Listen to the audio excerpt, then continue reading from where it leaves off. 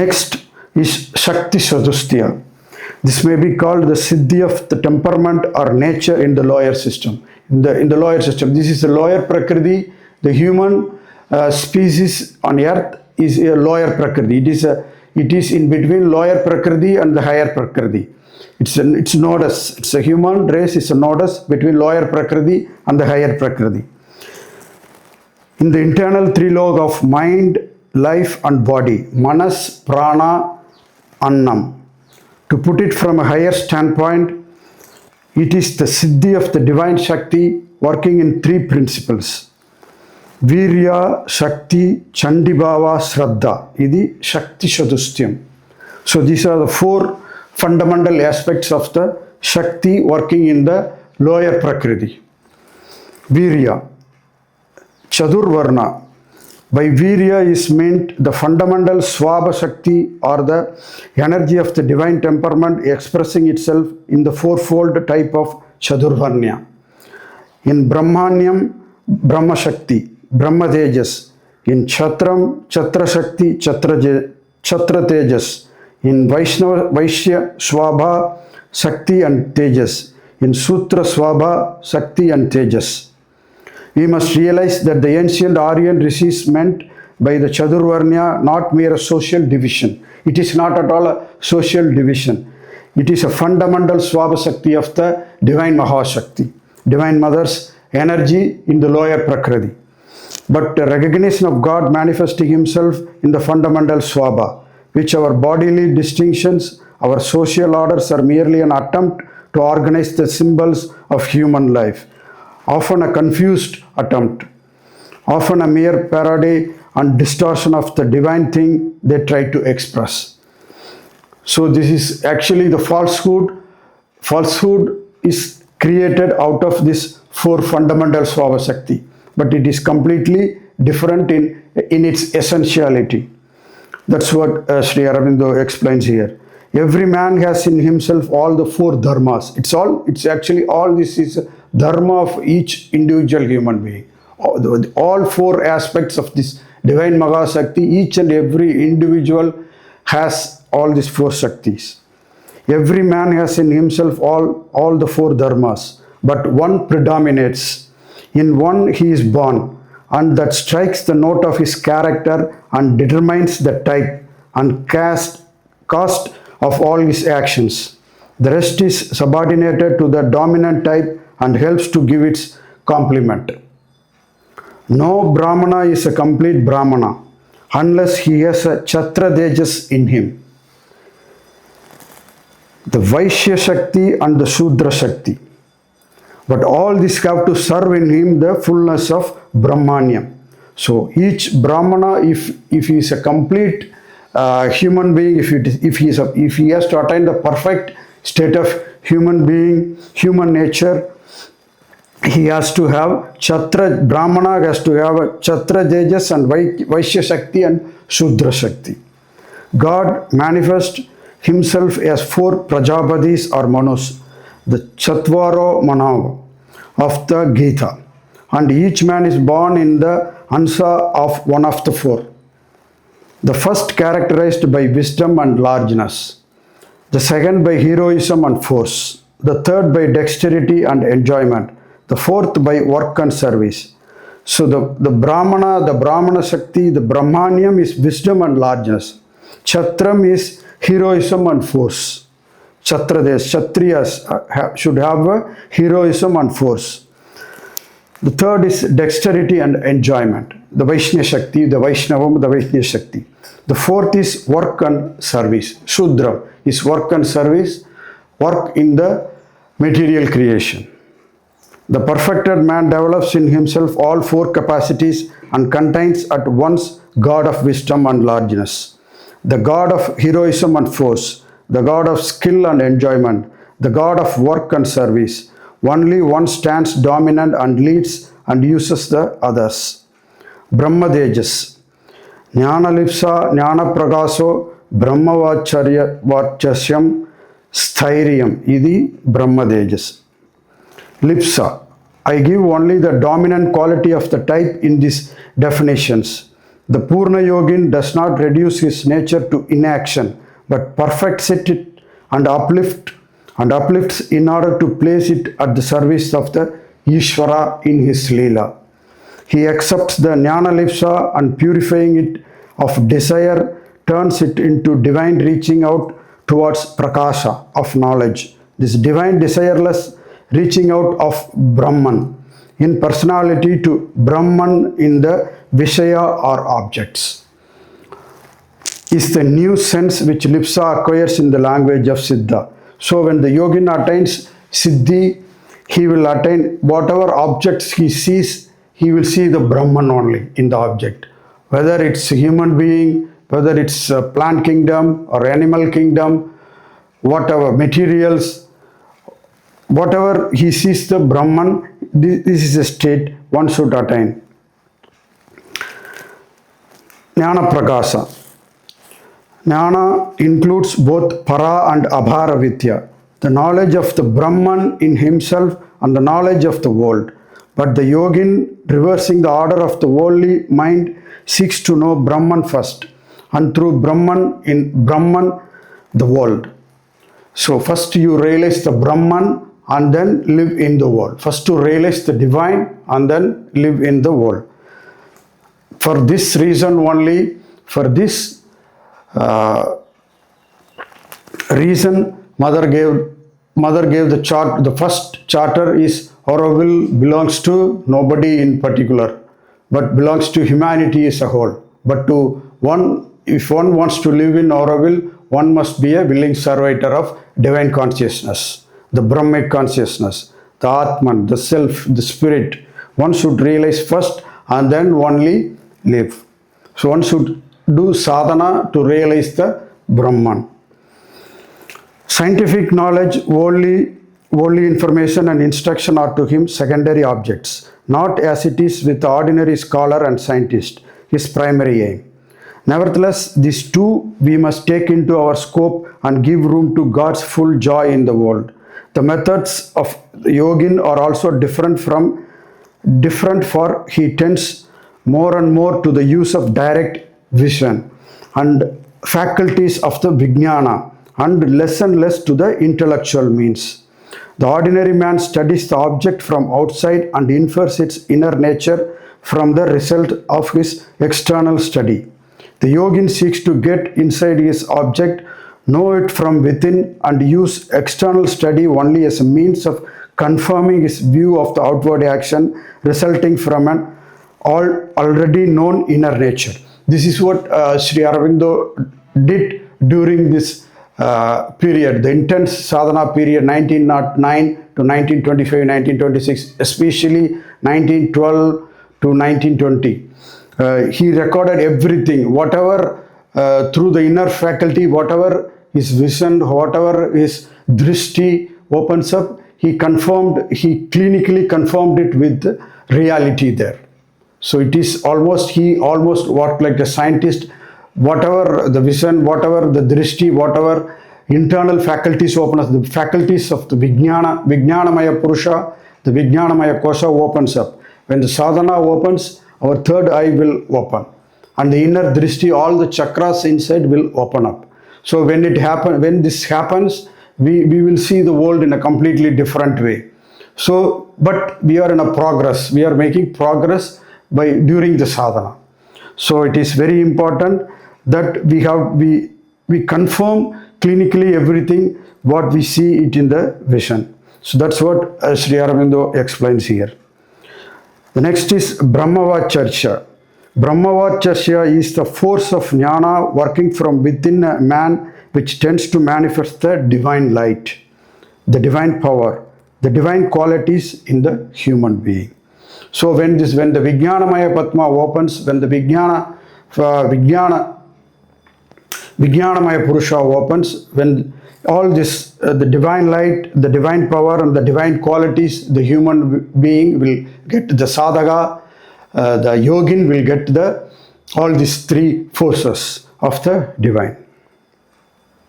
Sthairya. Sthairya is the capacity of fixity in jnana, to stay in Brahma Drishti is very important. That's what he says here. The man who is sthira is able to hold the light and power that enters into him without stumbling or being dazzled or blinded by the shock, and to receive and express the divine gunas in himself without being carried out away by them and subjected to the blind rushing stream of Prakriti. He is the dharana samarthyam and does not from incapacity of adhara, loss or spill these things as they enter into him. So when the Vijnanamaya kosha opens, all the inner faculties will open up. All the inner dimensions will open up. When all this inner dimension it is all completely abnormal to the ordinary human consciousness. Completely abnormal to the ordinary human. So it gives a shock to the yogin. So he has to be in a state of sthira. This is called sthairiam here, to go through this experience and make an orientation of all the inner faculties with the outward life. So this is very important for a yogin. Kshatratejas abhayam sahasam yosho lipsa atmaslaga idi kshatrateja. Abhaya and sahasa. Abhayam is the passive freedom from fear, which with the bold calmness meets and receives every menace of danger and shock of misfortune.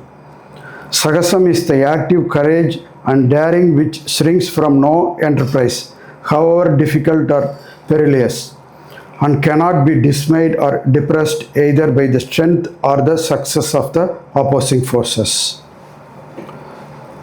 Yashas. By yashas is meant victory, success and power. Although the Kshatriya must be ready to face and accept defeat, disaster and suffering, yet his objective, the thing towards which he moves, is yashas. He enters the field to conquer, not to suffer. Suffering is only a means towards victory. Here again, the reaching out, the lipsa must come to be free from desire and consist in the divine reaching out of God within to his self-fulfillment as Kshatriya. Therefore, the Kshatriya must manifest in himself the nature of Brahmin, Jnana and Sthairiam, since without knowledge in some form, desire cannot perish out of the system. So the Kshatriya has to develop in himself the Brahmanyam, brahmashakti, Brahmanyam. Then only his Kshatriya will be fulfilled. Atmaslaga. Atmaslaga in the unpurified Kshatriya is pride, self-confidence and the knowledge of his own might.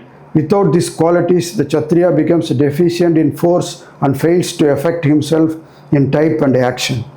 But with purification, it becomes no longer the slaga of the aham, but the slaga of the atman, the divine self within, rejoicing in the Shakti of God and its greatness and its power as it pours itself out in battle and action through human adhara. Vaishyaswabhava. Dhanam vyaya kaushalam bhogalipsa. Idi Vaishyaswabhava. Dhana and pradidhana are the special dharma of Vaishya. His nature is the nature of the lover who gives and seeks.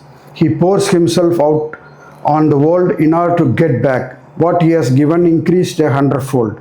Vyaya is his capacity to spend freely for this purpose, without any mean and self-defeating miserliness in the giving. Kausalam is a dexterity and skill which is able so to arrange the means, the equipment, the action as to produce the greatest results possible and the best arranged results. Law, arrangement, suiting of means to ends, of expenditure to return, or the joy of Vaishya. Bhoga is his object, possession and enjoyment, not merely of physical things, but all enjoyment, enjoyment of knowledge, of power, of self-giving, of service, comes within its scope. The Vaishya, purified and liberated, becomes the supreme giver and lover and enjoyer. Vishnu's answer, preserving and making the most of the world. He is the Vishnu Shakti. As the Brahmana is the Shiva Shakti, and the Kshatriya is the Rudra Shakti. So Vaishnava is a quality of the Vishnu, quality of the Mahavishnu. So he manifests through human body his qualities. The Mahavishnu manifests manifest his quality in the human body through Vaishnava Shakti. Same with the Brahmana is Shiva Shakti and the Kshatriya is the Rudra Shakti. Next is Sudra Shakti. Kama, Prema, Dasya, Lipsa, Atma, Samarpana. This is Sudra Shakti. All these four aspects are qualities of the Sudra Shakti. Qualities for these four aspects and qualities. This is all guna, quality, character, inbuilt in a human being. The Sudra is God descending entirely into the lower world, into the material creation, into the material and its nature, giving himself up entirely for the working out of God's Leela in matter and in the material world. From this standpoint, he is the greatest of four Shaktis because his nature goes direct towards complete Atma Samarpana. But the Sudra bound has cut himself off from knowledge, power and skill and lost himself in the Tamoguna. He has to recover the Brahmana, Kshatriya and Vaishya in himself and give them up to the service of God, of man, of all beings. The principle of karma or desire in him must change from the seeking after physical well-being and self-indulgence to the joy of God manifest in matter. The age in which we live is a Kali Yuga, is an age of Shudra Shakti working in matter. That is the reason why materials are, the Maya is producing materials through the human race. A lot of materials only, this is a material world. So this age, the principle of prema must find itself and fulfill itself in Dasya Lipsa and Atma Samarpana, in the surrender of himself to God and to God in man, and the selfless service of God and of God in man. The Sudra is the master spirit of Kali. Sudra is the master spirit of Kali Yuga. Yes, the Vaishya is the Dwapara Yuga. In the Dwapara Yuga, Vaishya Shakti is the master spirit. The Kshatriya of the Treta. In the Treta Yuga, Kshatriya is the master spirit. And the Brahmana of the Satya Yuga. So the Brahmanical quality is predominant in the Satya Yuga. The Yuga which is going to manifest. It's already manifested in the subtle physical atmosphere of earth and in the Auroville and in Sri Aurobindo Ashram. Shakti is that perfection of the different parts of the system which enables them to do their work freely and perfectly. Dega Shakti. Mahatvod Balaslaga Lagutva Dharana Samarthyam Idi Dega Shakti. These are all the four aspects of Dega Shakti. Mahatvod Bodha, Balaslaga, Lagutva, Dharana Samarthyam. These four qualities one should have in the physical body. The body is the pradishta in this material universe. Body is the pradishta in the material universe. For the working out of the divine Leela on earth, it is necessary that it should have especially the Dharana Samarthyam or power of sustaining the full stream of force, of Ananda, of widening knowledge and being which descends into mind and prana and the vital and bodily functions with the progress of the siddhi. So this is what happened to me. The descendants started after I started the Brahma Vidya Upasana. The Godhead, the Divine Mother has started descending into me, into my mind, into the vital and into the body. This is what happened to me. If the body is unfit, the system is unable to hold these things perfectly. In extreme cases, the physical brain is so disturbed by the shock from above as to lead to madness. So it is very important that one should keep the body in a good,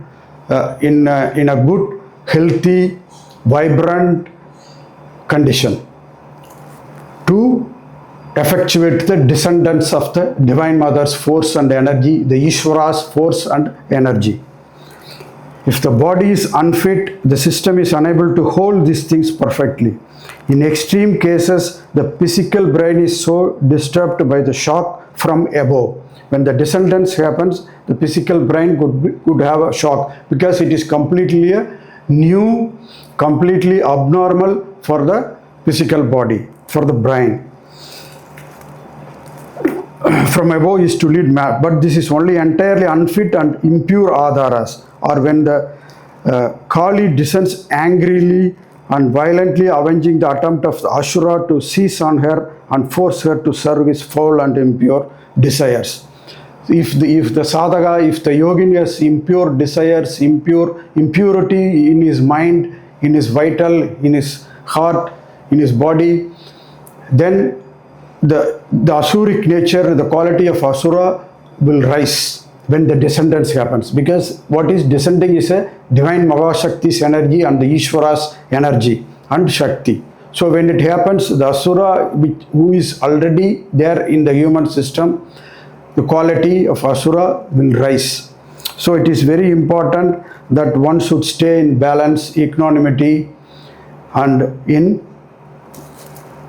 the path, stay in the path without wavering. Ordinarily, the incapacity of the body, the nervous system and the physical brain shows itself in slowness of progress, in slight dearrangements and ailments, in unsteady hold of siddhi which comes and slips away. So if the adhara is impure, unsteady and unhealthy, so whatever the siddhi, the descending Ishvara's energy, descending Divine Mother's energy comes, all the siddhis will begin to manifest and open the Vijnanamaya Kosha. When it happens, if it is in a purified state, if the sadhak, if the yogin is in a purified state, it will create lot of trouble for him. So you should not spill out anything, you should assimilate, you should accept, receive, be receptive in all parts of our being and assimilate and manifest the force of Ishvara and the Divine Mahashakti.